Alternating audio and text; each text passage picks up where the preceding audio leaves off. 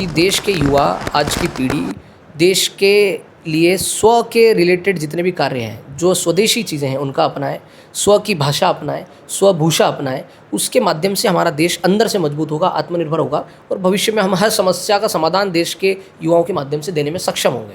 आज का युवा जो पब कल्चर में गया हुआ है, जो विभिन्न गानों पर डांस करता है, उसको हमने सात्विक दृष्टि से ले जाकर हमने दिल्ली यूनिवर्सिटी के अंदर एक प्रकार से सात्विक भजन क्लबिंग का कंसेप्ट शुरू किया है कि रिसर्च की क्वालिटी जो भारत में है उसको बढ़ाने की आवश्यकता है, रिसर्च भी बढ़ाने की आवश्यकता है और भारतीय जर्नल्स में रिसर्च पब्लिश करने की आवश्यकता है। हम सरकार के सामने मांग रखेंगे और सरकार को हम कहेंगे कि जिस प्रकार से ये जो सुधारात्मक स्टेप्स लिए गए शिक्षा में ठीक करने, व्यवस्था ठीक करने के, उसमें जो गड़बड़ियाँ, जो कमियाँ, जो त्रुटियाँ हो रही है उसको तत्काल प्रभाव से ठीक किया जाए और जो संस्थाएं कर रही है, जो लोग उसमें इन्वॉल्व हैं, उन पर कठोर कार्रवाई की जाए। परंतु जो कुछ गड़बड़ियों के इंसिडेंट्स हुए हैं वो वास्तव में हुए हैं और उनके करने वाले लोगों पर ठोस कार्रवाई एक तरीके से ऐसा उदाहरण सेट करना चाहिए कि भविष्य में उस प्रकार की घटना करने का कोई माफिया विचार ना। बात है कि लोग कॉकरोच जनता पार्टी को देश का युवा जो है एक तरीके से मजाक में देख रहा है। कॉकरोच जनता पार्टी पिछले 5 दिन के पहले की पार्टी थी, अभी कुछ नहीं है, ख़त्म हो गया 5 दिन। अब कौन पूछ रहा है, कौन से युवा उनके साथ है? सोशल मीडिया पर फॉलोअर्स बढ़ाना अगर आप रिवॉल्यूशन समझते हैं तो मुझे लगता है कि वो बहुत बड़ी भूल है। हमारे देश के युवाओं के सामने ये चुनौती है कि देश को अगर विकसित राष्ट्र, समृद्ध राष्ट्र बनाना है, विश्व नेतृत्व कराना है, विश्व में विश्व गुरु के स्थान पर लेकर जाना है, तो हमारे युवाओं ने संकल्पित होना पड़ेगा और देश हित में कार्यरत होने के लिए आगे आना पड़ेगा। और जो भ्रम फैलाने वाली ताकतें हैं, विभाजनकारी जो ताकतें हैं, जो भाषा के नाम पर, धर्म के नाम पर, जाति के नाम पर, क्षेत्र के नाम पर जो विभाजन करने वाली ताकतें हैं, उन ताकतों से बचते हुए उनको मुंह तोड़ जवाब देने का काम देश के युवा ने करना पड़ेगा। Welcome to Exclusive Odisha, your voice and your bridge to solutions. We are here to serve you as a mediator to solve your problems. Please give us your love and support. नमस्कार दर्शक बंधु, जय जगन्नाथ। दर्शक बंधु, आज एक स्वतंत्र आलोचन आम सहित अच्छा ABVP national general secretary doctor Virendra Singh Solanki ji. आम सहित आलोचना करवा। आपण जो जानी ओडिशा रे एक 3 दिनिया राष्ट्रीय अधिवेशन शेष होइछि। तो सही राष्ट्रीय अधिवेशन रे 4टा मुख्य प्रस्ताव पारित होइछि। तो प्रथमे सहित आम आलोचना करवा कौन रही एबीवीपी को नहीं भविष्य में कौन लक्ष्य रही। पहले तो आपको स्वागत है एक्सक्लूसिव ओडिशा का विशेष आलोचना में। क्या कहेंगे सोलांकी जी, जो 4 प्रस्ताव पारित किया गया है वो 4 प्रस्ताव क्या क्या है और आने वाले दिन में इसको कैसे आप इम्प्लीमेंट करें? विद्यार्थी परिषद की राष्ट्रीय कार्यकारी परिषद बैठक में हमने अभी 4 प्रस्ताव पारित किए हैं।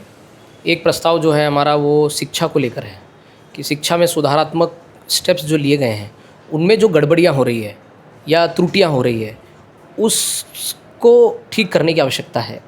तो उसको लेकर प्रस्ताव पारित किया है, जिसमें हमने ये कहा है कि CUET जो कॉमन एंट्रेंस परीक्षा है यूनिवर्सिटी, सेंट्रल यूनिवर्सिटीज़ के लिए, हम स्टेट यूनिवर्सिटीज़ के लिए, नीट जो मेडिकल एंट्रेंस के लिए कॉमन एग्ज़ाम है, तो इन एग्ज़ाम्स में जो त्रुटियाँ आ रही है, जो गड़बड़ियाँ हो रही है, उसको सुधारात्मक दृष्टिकोण से कैसे और ठोस बनाया जा सकता है, उसके लिए हम इसमें मांग कर रहे हैं। दूसरा प्रस्ताव हमारा जो है वो नक्सल्स के ऊपर है कि जो बंदूकधारी नक्सल्स हैं या सशस्त्र नक्सल्स जो हैं वो तो देश में समाप्त हो गए।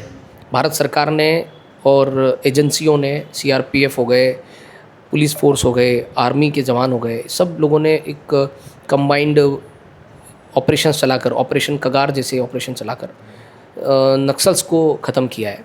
परंतु वो नक्सल्स की जो जड़ बोलेंगे या उन नक्सल्स को जो पुश करने वाली तंत्र था, जो षड्यंत्र करने वाले लोग थे, वो आज भी मौजूद है। तो वो एक तरीके से बौद्धिक नक्सल्स के तौर पे, अर्बन नक्सल्स के तौर पे आज देश के अंदर मौजूद है, शिक्षण संस्थानों के अंदर मौजूद है। तो उनका खात्मा एक बड़ा चैलेंज हमारे सामने है और आने वाले भविष्य में वो भी होगा।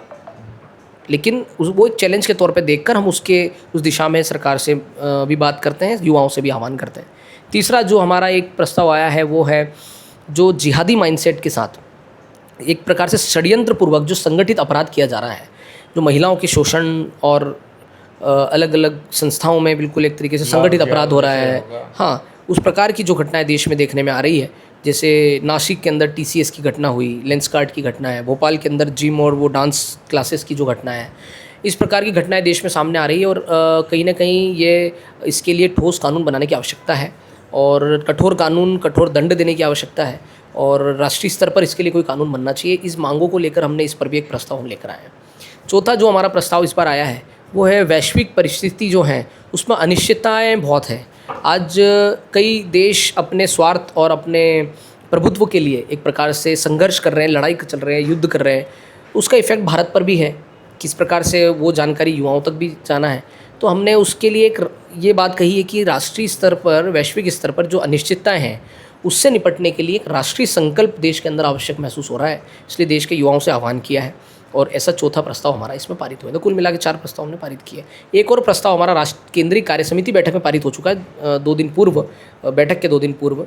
उस बैठक में, उस प्रस्ताव में हमने जो बंगाल के जनमानस ने जो लोकतंत्र की परंपरा को बचाने के लिए जो ठोस निर्णय किया है, जो जनमानस ने एक मत होकर राष्ट्रवाद के साथ खड़े हुए हैं और जो लगातार दुराचार, अत्याचार, भ्रष्टाचार सब जो बंगाल के अंदर हो रहा था उसके खिलाफ जो उन्होंने जनमानस एक तैयार किया है, उसका अभिनंदन हमने इस बैठक के माध्यम से किया है। अगर देखा जाए तो आप एक देश की युवा के हिसाब से आप विभिन्न परिस्थिति देखते हैं, राष्ट्र के देखते हैं, विदेश की देखते हैं।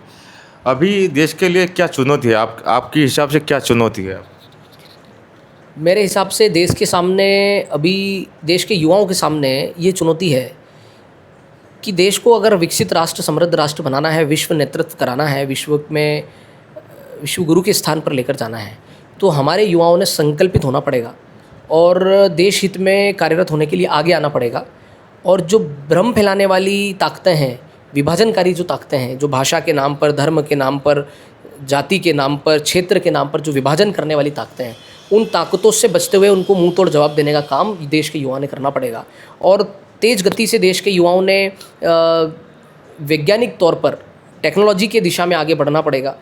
एआई को एक्सेप्ट करते हुए एआई के माध्यम से देश के अंदर कई रिवॉल्यूशंस खड़े हो सकते हैं, वो कार्य करना पड़ेंगे। देश के लिए एक तरीके से ये कहें कि विद्यार्थियों को, वर्तमान पीढ़ी को देश हित में जीने के लिए सबसे ज़्यादा आवश्यकता है और ऐसा कोई बड़ा चैलेंज नहीं है युवाओं के सामने, परंतु ये काम को करना ये अपने आप में एक चैलेंज होगा। तो मुझे लगता है कि देश के युवाओं को इस दिशा में सोचना पड़ेगा।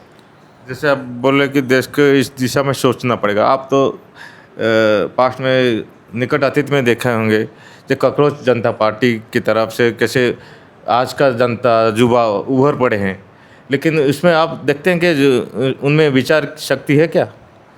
कॉकरोच जनता पार्टी पिछले 5 दिन के पहले की पार्टी थी, अभी कुछ नहीं है, ख़त्म हो गया 5 दिन। अब कौन पूछ रहा है, कौन से युवा उनके साथ है? सोशल मीडिया पर फॉलोअर्स बढ़ाना अगर आप रिवॉल्यूशन समझते हैं तो मुझे लगता है कि वो बहुत बड़ी भूल है हमारी। युवा उनकी तरफ नहीं जा रहे हैं। सोशल मीडिया पर कोई एक इंसिडेंट के आधार पर, कोई अवसर को भुनाकर आपने कोई फॉलोअर्स गेन कर लिए तो युवा उसका मतलब थोड़ी चले गए।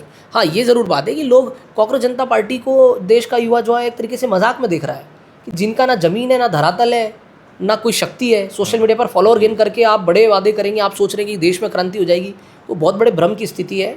हाँ, पर उसके पीछे षड्यंत्रकारी लोग हैं, लगे हुए हैं, उसके पीछे षड्यंत्र करके देश के अंदर अराजकता फैलाने के लिए, देश के अंदर अनस्टेबिलिटी लाने के लिए प्रयास कर रहे हैं। पर मुझे लगता है कि उनका प्रयास बिल्कुल सफल नहीं होगा, क्योंकि देश का जेनजी जनरेशन, देश का युवा जागृत है, उसे सब पता है, वो सब एक्सप्लोर करता है, लेकिन उसको पता है अंततोगत्वा इस देश के हित में कार्य करने वाले कौन लोग हैं, वो उनके साथ खड़ा होगा। वो तो हम देखे हैं 5 दिन में ख़त्म हो गए, लेकिन वो जो फ्लो था उनको तत्क्षणात उनको बंद करने के लिए हमारा शिक्षा व्यवस्था में और सुधार आना चाहिए। जैसे हम अगर कहेंगे तो हमारा जो पौराणिक व्यवस्था था, वेद पुराण का व्यवस्था था, उसको शिक्षा व्यवस्था में ऐड करना चाहिए, उसमें लेकर टेक्निक की तरफ से आगे भी बढ़ना है।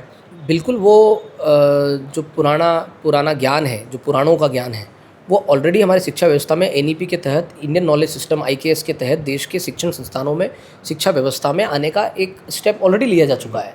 तो उस दिशा में कार्य हो रहा है, परंतु जो कुछ गड़बड़ियों के इंसिडेंट्स हुए हैं वो वास्तव में हुए हैं और उनके करने वाले लोगों पर ठोस कार्रवाई, एक तरीके से ऐसा उदाहरण सेट करना चाहिए कि भविष्य में उस प्रकार की घटना करने का कोई माफिया विचार ना कर पाए। और उसके लिए विद्यार्थी परिषद ने ही यही प्रस्ताव निकालकर हम अभी आने वाले समय में सरकार के सामने मांग करने वाले हैं। और जो इस प्रकार की जो आपने बात बताई कि देश की शिक्षा व्यवस्था को वैसा होना चाहिए, तो वो ऑलरेडी राष्ट्रीय शिक्षा नीति के माध्यम से एग्जीक्यूट देश के अंदर हो रहा है। अगर देखें तो हम आपको द्वंद्व में नहीं डालेंगे, लेकिन देखेंगे तो नेशनल तरफ से शिक्षा व्यवस्था में बहुत सारे घटनाएं देश में विचलित कर दे रहा है। तो उनको आप क्या सुझाव, आपका बीजेपी का सरकार है लेकिन आप कहेंगे नहीं इसका, लेकिन इसको सुझाव क्या देंगे? क्या कठोर कार्यक्रम करेंगे जैसे ऐसा अनियमितता नहीं होगा आगे दूसरे में? सबसे पहले तो मैं आपको ये बताऊं कि बीजेपी का सरकार है, एबीवीपी का नहीं। एबीवीपी और बीजेपी बीजेपी का कोई पॉलिटिकल विंग नहीं है। हमारा मातृ संगठन राष्ट्रीय स्वयंसेवक संघ है और आइडियोलॉजिकली हम कहीं कुछ बातों पर सिमिलरिटी हमारी भाजपा के साथ हो सकती है, इसलिए दुनिया को प्रतीत होता है कि विद्यार्थी परिषद एक प्रकार से भाजपा से जुड़ा हुआ संगठन है, परंतु कोई जुड़ा हुआ संगठन नहीं है। वो अपना कार्य करते हैं, हम हमारा काम करते हैं। हम छात्रों की आवाज़ उठाने का काम करते हैं, चाहे सरकार भाजपा की हो या बीजेडी की हो या कांग्रेस की हो, हमें उससे फ़र्क नहीं पड़ता है। एक सुझाव क्या देना?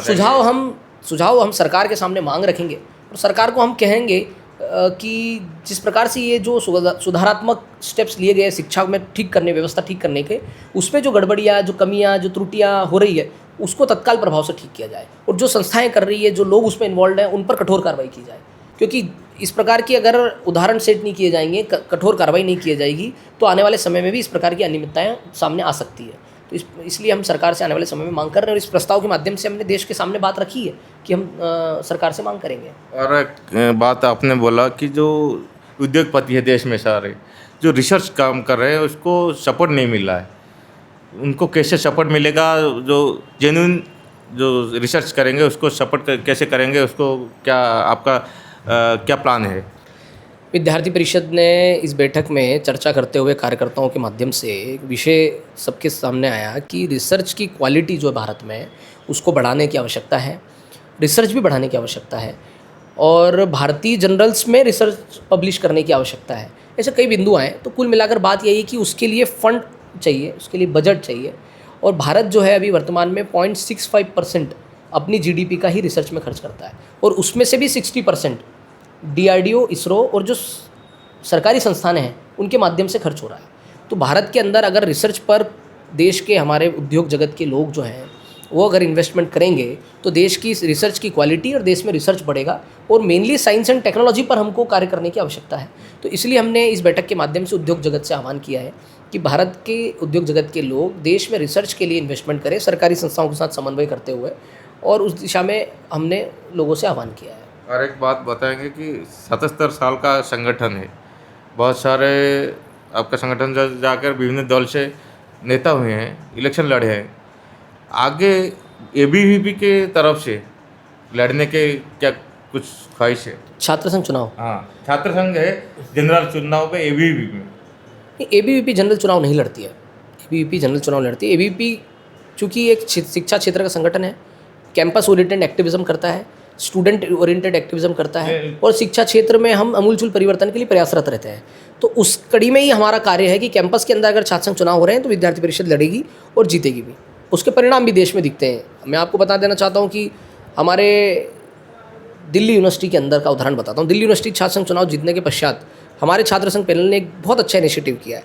आज का युवा जो पब कल्चर में गया हुआ है, जो विभिन्न गानों पर डांस करता है, उसको हमने सात्विक दृष्टि से ले जाकर हमने दिल्ली यूनिवर्सिटी के अंदर एक प्रकार से सात्विक भजन क्लबिंग का कंसेप्ट शुरू किया है, जिसमें भगवान के भजनों पर, देशभक्ति गानों पर हमारा देश का युवा डांस करेगा। तो इस प्रकार का नया दिशा हमने देश के युवाओं को देने का प्रयास किया है छात्र संघ के माध्यम से। अरे लास्ट क्वेश्चन, आप देखते होंगे इस भारत में जो पहले था परिवार, बड़ा फैमिली, बिग फैमिली था, अब छोटा छोटा फैमिली हो गया, जिसके कारण आज का दुनिया का आप रीति देखते होंगे। तो वो परिवार कैसे सुदृढ़ होगा और भारत कैसे मजबूत होगा, इसके बारे में क्या कुछ कार्यक्रम ले रहे हैं क्या?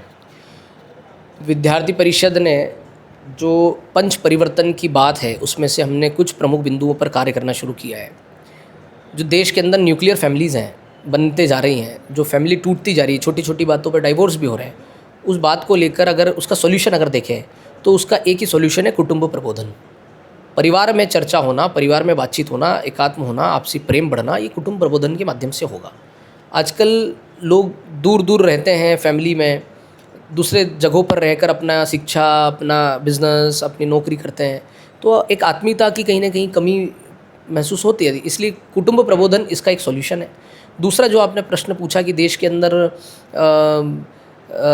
कैसे मजबूत होगा देश, तो मजबूत होने का एक ही मार्ग है कि देश के युवा, आज की पीढ़ी देश के लिए स्व के रिलेटेड जितने भी कार्य हैं, जो स्वदेशी चीज़ें हैं उनका अपनाएं, स्व की भाषा अपनाएं, स्वभूषा अपनाएं। उसके माध्यम से हमारा देश अंदर से मजबूत होगा, आत्मनिर्भर होगा और भविष्य में हम हर समस्या का समाधान देश के युवाओं के माध्यम से देने में सक्षम होंगे। सर लास्ट क्वेश्चन, अगर देखा जाए तो देश में जितना सारे भी संगठन है, युवा का संगठन ABP है, NSU है, जो भी है, शायद कहीं ना कहीं ABP का सोशल मीडिया कहीं कम हो गया क्या? इसको दूर करने के क्या आपका प्लान है? और इसके साथ मैं जब सोशल मीडिया जो है वो विद्यार्थी परिषद का अच्छा चल रहा है, हमारा कार्यकर्ताओं का सबका अच्छा सोशल मीडिया चलता है। सोशल मीडिया में विद्यार्थी परिषद की एक खासियत है कि हम अच्छा कंटेंट डालते हैं जो देश हित में युवाओं को दिशा देने वाला होता है। युवाओं की समझ को सकारात्मक दृष्टि से, राष्ट्रहित की दृष्टि से किस प्रकार से अच्छा हो सकता है, उस दृष्टि से हमारा कंटेंट जाता है। हमारा सोशल मीडिया अच्छा चल रहा है, ठीक चल रहा है और हमारा कंटेंट भी अच्छा जाता है और हम संस्कृति को, कल्चर को साथ में लेते हुए, देश के हित की बातों को ध्यान में रखते हुए, राष्ट्रवाद को ध्यान में रखते हुए, नेशन फर्स्ट के कंसेप्ट को ध्यान में रखते हुए, कैंपस कल्चर को ध्यान में रखते हुए, कैंपस में happy and meaningful student life हो उसको ध्यान में रखते हुए हम कंटेंट बनाते हैं और उसके तहत हमारा सोशल मीडिया में कार्य होता है। बहुत बहुत धन्यवाद, आपने हमारे लिए बहुत कीमती टाइम दिए है और युवाओं को कुछ आगे तरक्की करने के लिए मार्ग भी दिखाए। आपके लिए बहुत बहुत धन्यवाद। जय Jagannath. Welcome to exclusive Odisha. Like and subscribe for more videos.